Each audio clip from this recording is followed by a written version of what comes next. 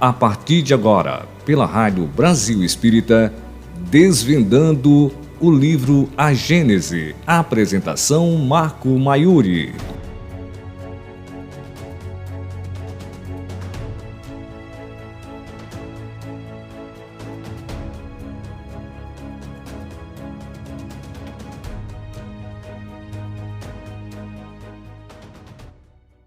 Marco Maiuri.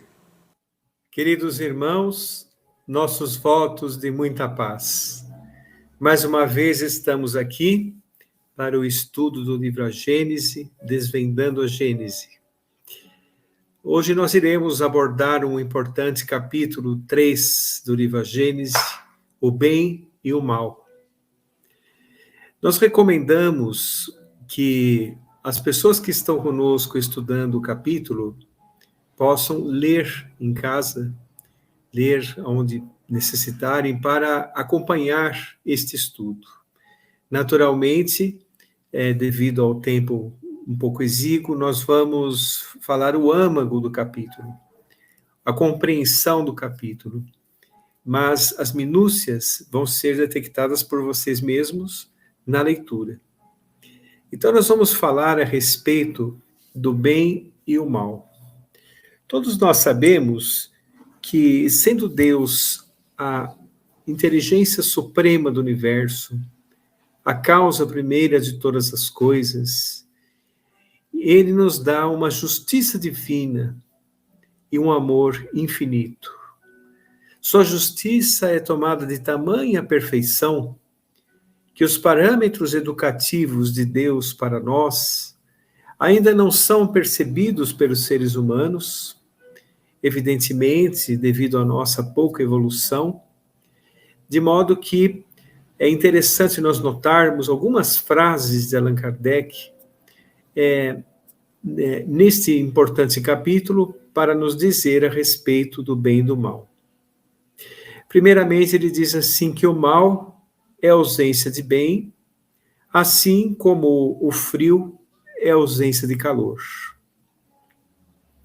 Podemos, com esta magnífica frase, notar o seguinte, que o mal, ele é fruto das nossas imaturidades espirituais.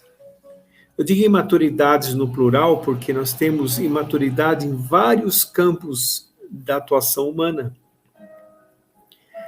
E é algo interessante nós notarmos que quando o espírito se amadurece, o mal vai ficando para trás. Porque Deus coloca em sua grande sabedoria o mal ao lado do bem, ou o bem ao lado do mal. À medida que o espírito ainda imaturo se esgota do mal que surge das suas próprias imperfeições, naturalmente ele já tem o lado oposto ao seu lado.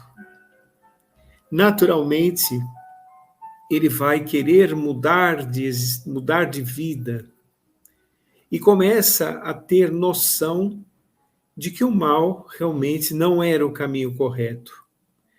O mal lhe fazia mal. Então, o bem que está ao lado do mal, colocado pelas leis divinas, é facilmente identificável por aqueles que querem mudar realmente e que cansaram de sofrer por conta dos seus próprios desmandos. Uma outra frase muito importante, dita por Allan Kardec, é que o mal, ele também é espalhafatoso, né? O mal chama atenção. E os homens não estão realmente em condições espirituais de detectar, a princípio, os caminhos não bons que ele coloca em sua existência usando o seu livre-arbítrio. Ou seja, nós percebemos desta forma que nós ainda estamos aprendendo a usar o livre-arbítrio. Por isso que muitas das coisas que decidimos em nossa existência não são factíveis, porque estaria realmente prejudicando muito o andar evolutivo de nossa existência. Então, quando o homem se libertar, vamos dizer assim, de seu ego, quando ele se libertar das suas imperfeições, certamente caminhará da forma correta, utilizando-se cada vez mais de suas decisões, porque suas decisões não estarão de braços dados com o que é efêmero, com o que é passageiro, com aquilo que é provisório e movido pelos instintos do impulso e do pouco raciocínio espiritual.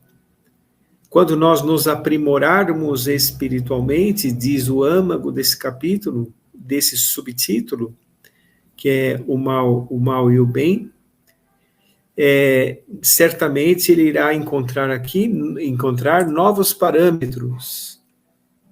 Então, a origem do mal, que se extingue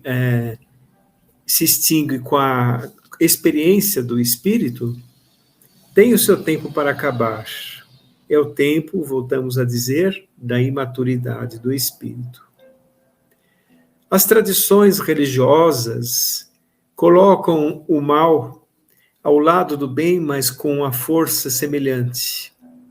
Ou seja, é como se Deus dividisse as questões espirituais da humanidade em duas, e dividisse com uma outra força semelhante, o que não tem sentido, porque dada a evolução eterna que todos nós temos pela frente, dadas as transformações espirituais que têm como origem novas condutas, dirigido por novos pensamentos, o mal vai ficando realmente para trás, não é?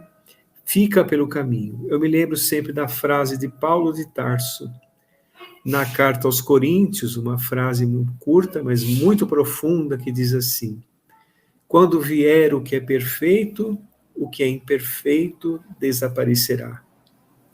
E é isso mesmo que acontece. Muitos falavam, as tradições antigas que queriam impor a fé pelo medo, falavam, por exemplo, dos demônios, não é? Que tem uma origem completamente diferente. Sócrates falava do daimon, o espírito tutelar, aquele espírito que o acompanhava em suas tarefas, em suas elucubrações filosóficas, e que realmente o amparava. Foi mudado pela tradição religiosa para algo que se devia temer, e que era a contrapartida com Deus, aqueles que estavam com Deus e aqueles que estavam com o demônio. Mas nós sabemos, através dos estudos da doutrina espírita, que se aprofundam nas questões do espírito, que nós temos, não existe um ser, existe o espírito dos homens perversos, que ao desencarnar perturbam. Então, realmente, nós temos que compreender com esta questão que a evolução dos seres humanos faz com que se coloque de lado esses atavismos do passado, se coloque de lado realmente esta questão desta força que competia com Deus. Sempre estivemos em Deus, desde a criação. É um capítulo que também fala muito a respeito do instinto e da inteligência. O instinto e a inteligência é algo que se desenvolve também nos seres humanos. Então, voltando a dizer, a origem do mal é a nossa imperfeição. Nós é que criamos essas atmosferas difíceis para nós mesmos, e que se traduz coletivamente na história da humanidade. Por isso que existe, por exemplo, a questão dos flagelos destruidores, a questão da lei de destruição, tão bem abordada em o livro dos Espíritos, que fala a respeito dos métodos utilizados pelo Criador para que nós possamos compreender realmente o caminhar. Um deles nós citamos, ele coloca o bem ao lado do mal, para que o homem esgotado vá para o bem com o tempo. Ele faz também com que as criaturas sejam criadas simples e ignorantes, para que se desenvolva daquele fruto inicial novos panoramas a cada reencarnação. Então começamos com o instinto. O instinto, ele não tem premeditações, planejamento, ele não toma decisões. O instinto é aquele impulso e que é a princípio primário, não é? Porque todas as pessoas possuem também um pouco de instinto, não somente os animais. Por exemplo, instinto de conservação, instinto de proteção, instinto materno. Todos nós temos atitudes por instinto, que têm origem em nosso passado ainda primitivo, mas que contribuem muito para a nossa sobrevivência. Os animais agem por instinto, as plantas agem também por instinto, porque é um impulso de se agarrar. Por exemplo, Kardec cita no capítulo, a trepadeira se agarra onde se pode apoiar, e outras plantas procuram o sol, as plantas procuram os nutrientes da terra, assim por diante. São instintos, são automatismos realmente, que faz com que as espécies criadas possam se preservar dos perigos. Não fossem o instinto, nós nos aniquilaríamos, nós não teríamos como sobreviver. Aí a inteligência vai se desenvolvendo à medida que o homem vai se aprimorando também. No instinto, nós somos sensação. Depois, mais aprimorado e corrompido, vamos dizer assim, nós somos a inteligência começando a se desenvolver. E quando o homem entra por um processo de fraternidade, é o amor, o sentimento sublime que se desenvolve. Então vejam que maravilha, Deus permite que nós sejamos os autores de nossas obras, que nós possamos evoluir em nós mesmos. E os seres humanos, com o pensamento contínuo, diferente, por exemplo, das plantas, naturalmente, e da individualidade dos animais, que não tem o pensamento contínuo, tem o pensamento em blocos, não é? O pensamento fragmentado. O pensamento contínuo do homem faz com que ele se desenvolva, faz com que ele procure o melhor, faz com que ele possa evoluir. E isso também faz com que ele se desvencilhe daquilo que chamamos mal, que na verdade é ignorância do espírito.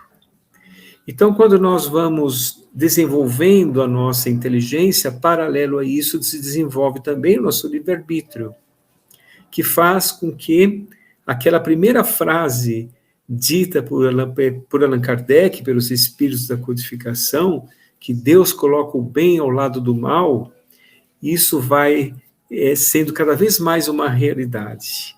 O homem, ao desenvolver a inteligência, percebe em si mesmo que a causa das suas dores, das suas angústias, foram realmente seu livre-arbítrio mal usado, ou usado de maneira infeliz.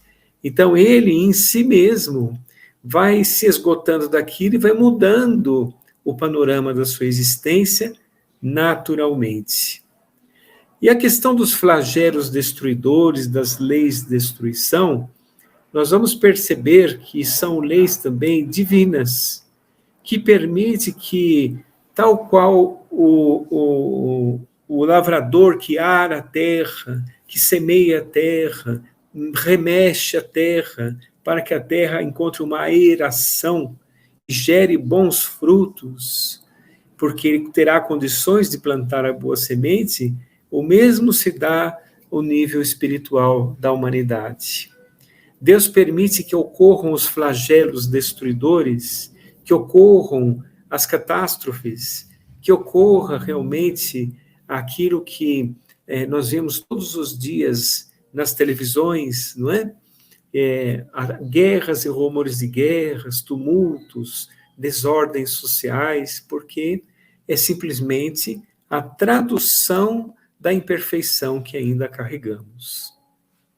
E esta imperfeição faz com que nós sentindo na própria pele, almejemos a mudança. Então, os flagelos destruidores, eles existem exatamente por isso, para que nós possamos expor a nossa verdade, e essa verdade vai fazer com que tenha reflexos muito dolorosos nas coletividades ou individualmente mesmo, porque ao lado dos flagelos destruidores coletivos, tem aqueles individuais também.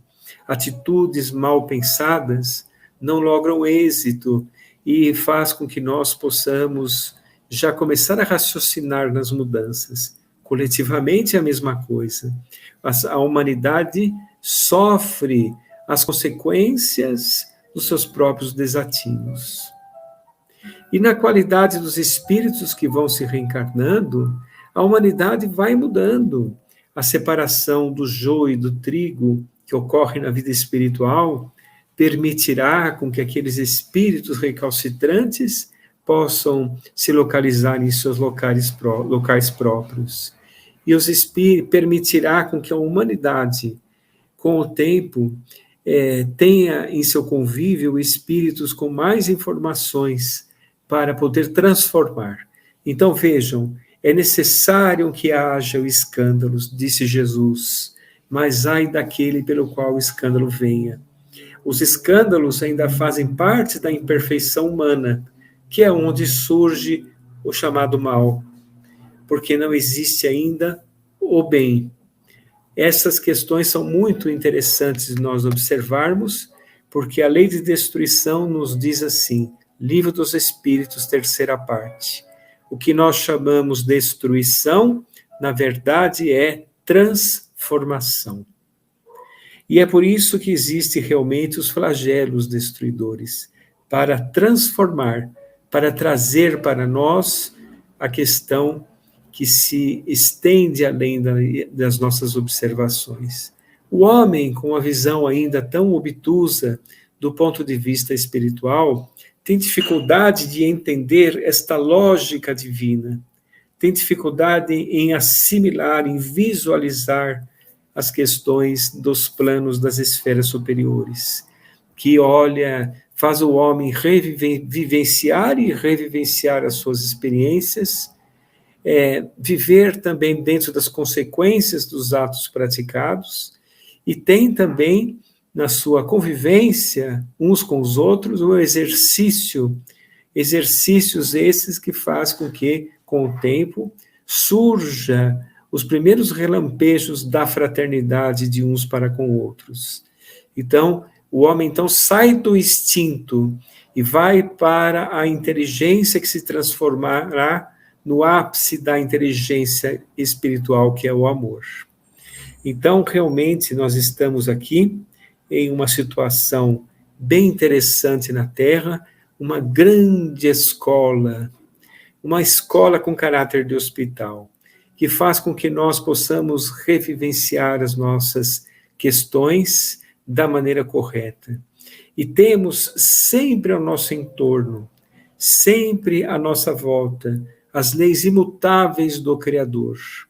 Lei de causa e efeito, por exemplo, irá proporcionar a mudança, porque quando nós agimos num polo diferente, no capítulo diz, é o polo positivo e o polo negativo. Quando nós atuarmos em polos diferentes, perceberemos um novo panorama de existência, a existência no equilíbrio. Lembrando que Deus, nosso Pai, sempre nos leva para o equilíbrio, sempre nos conduz para o equilíbrio, que também é um equilíbrio universal.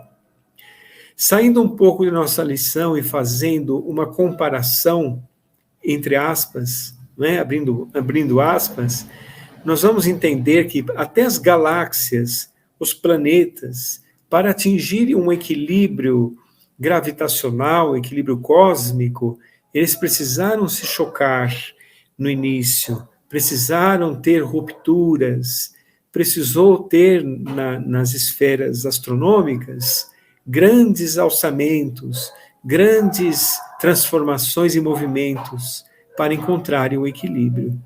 assim também é com a nossa vida. O homem, na imaturidade, deve passar pelas experiências daquilo que decide e não deu certo, daquilo que ele acha correto, que na verdade não é efêmero e passageiro, para que ele sinta o que é errado, percebendo o certo. Então, as leis divinas, elas são transformadoras, e Deus nos leva sempre para o equilíbrio universal. Da forma que nós agimos com o nosso livre-arbítrio, nós vamos, um dia muito feliz, usar o livre-arbítrio da maneira correta.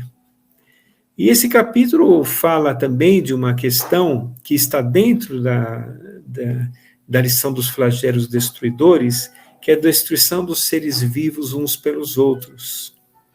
Veja, isso também está previsto nas questões da imperfeição dos seres humanos, também da lei de destruição e dos flagelos destruidores também. Nós devemos lembrar que existe na vida espiritual uma hierarquia. Essa hierarquia é uma hierarquia moral. Então, tudo trabalha. Vejam que interessante. Deus, nosso Pai eterno, a inteligência suprema, um amor infinito. Os espíritos puros interpretam a essência de Deus, os planos de Deus, e tem as rédeas diretoras da vida. Os espíritos bons e benévolos são grandes trabalhadores. E os espíritos imperfeitos, dentro de sua imperfeição, também trabalham. Eles muitas vezes são instrumentos do resgate de muitos, porque é aquela questão dos escândalos que nós comentamos. Os escândalos nada mais são do que a tradução da nossa imperfeição.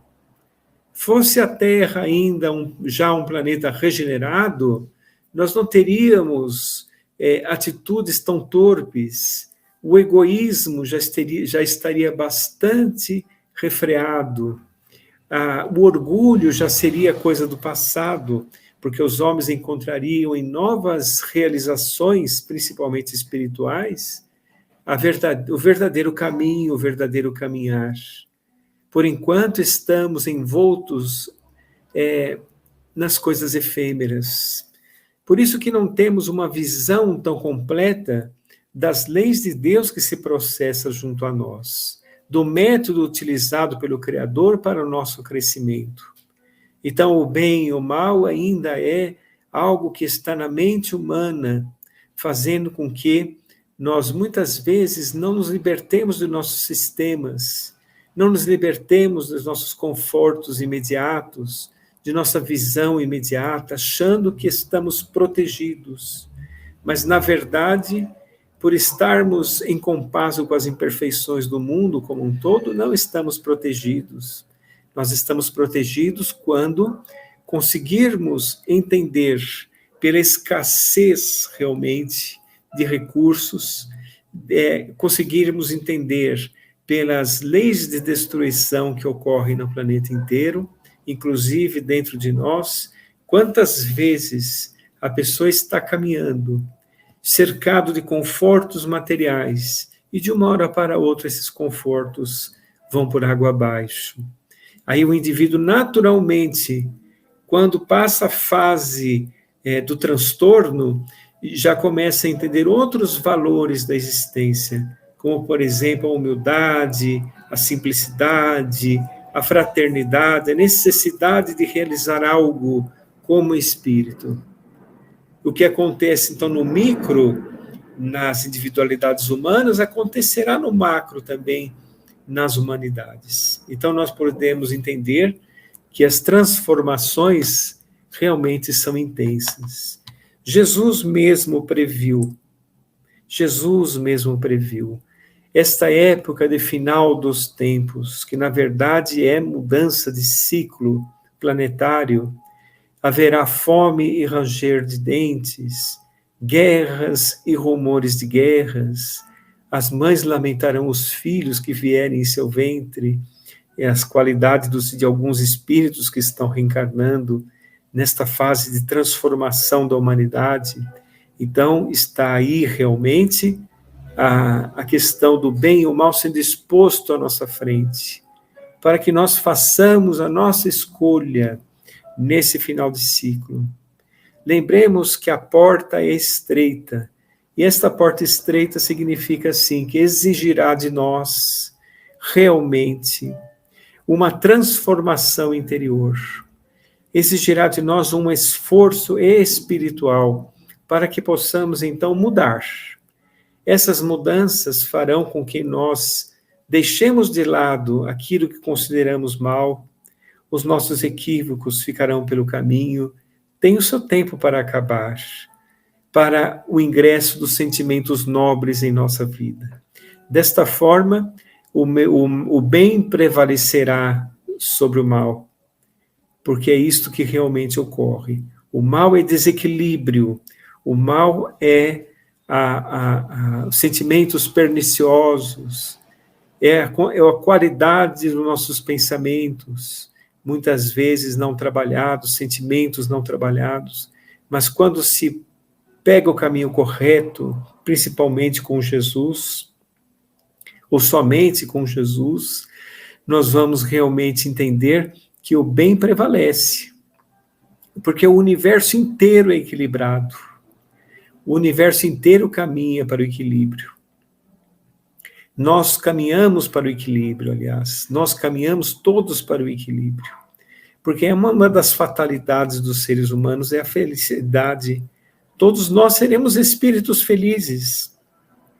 É claro que variará o tempo, porque à medida que a pessoa sabe utilizar o seu livre-arbítrio. Então, esse estudo de Allan Kardec sobre o bem e o mal foi muito importante, porque ele nos mostrou que o Espiritismo ele é realmente uma doutrina transformadora, é o consolador prometido por Jesus. E as pessoas observam a sociedade à sua volta e percebem muitas coisas más ainda acontecendo. Então, os mais desavisados chegam até a duvidar, mas será que o bem prevalecerá mesmo? Será que realmente nós teremos em nossa existência um dia em que a humanidade dará as mãos como irmãos realmente que somos? Então, Allan Kardec é muito preciso nesse capítulo quando diz assim, vou rememorar, Deus coloca o bem ao lado do mal, para que o homem esgotado do mal vá para o bem. E, naturalmente, o bem prevalece e sempre está à frente, porque ele é simples e o mal é espalhafatoso. Os meios de comunicação que sobrevivem de audiência, eles exaltam o mal, porque o homem tem sede de saber o que aconteceu com o outro sem ajudar o outro. Ainda temos aquela curiosidade infantil, ainda temos realmente aquela questão de comentar sobre o outro. Quando o homem se libertar disso e transformar a sua curiosidade em preces para o outro, em auxílio para o próximo, não acontecerá isso do mal chamar tanto atenção assim. Será esquecido pelas conquistas espirituais de cada um. E nós poderemos, então, realmente nos olharmos com sentimento de irmãos. Todos nós, filhos do mesmo Pai, temos Deus em nossa consciência. Temos Deus ao nosso redor em toda a criação. E quando nós encontrarmos o chamado reino dos céus proposto por Jesus, que não está nas paredes estreitas dos templos, que são importantes oficinas de trabalho e escolas do Espírito, mas está em nosso coração e nas esferas superiores da existência. Nas esferas superiores e naquilo que é equilibrado, naquilo que é bom, não cabe o mal. O mal realmente, voltamos a dizer, é a imaturidade do espírito. Como Allan Kardec nos falou, o mal é como se fosse o frio e o calor.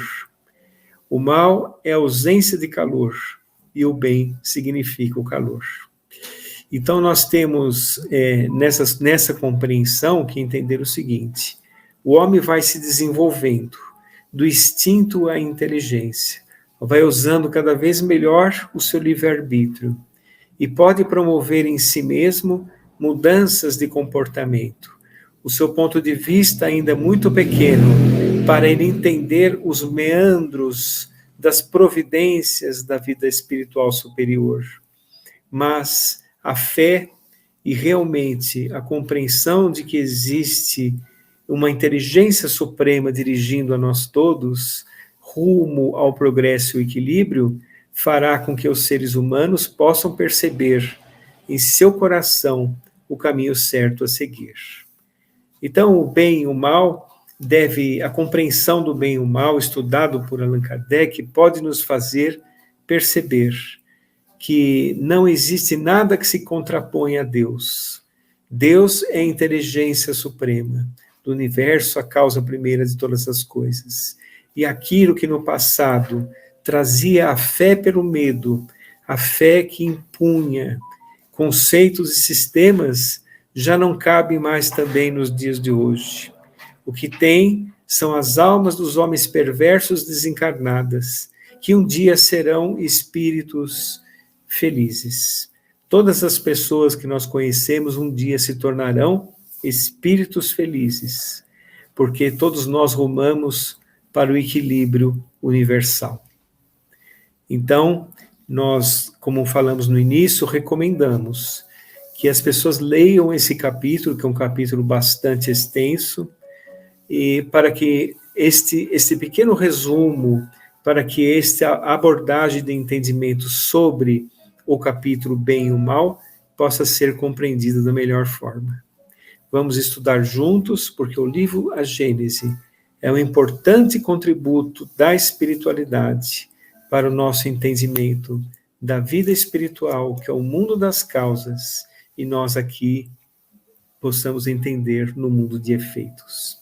Muita paz a todos, fiquem com Deus.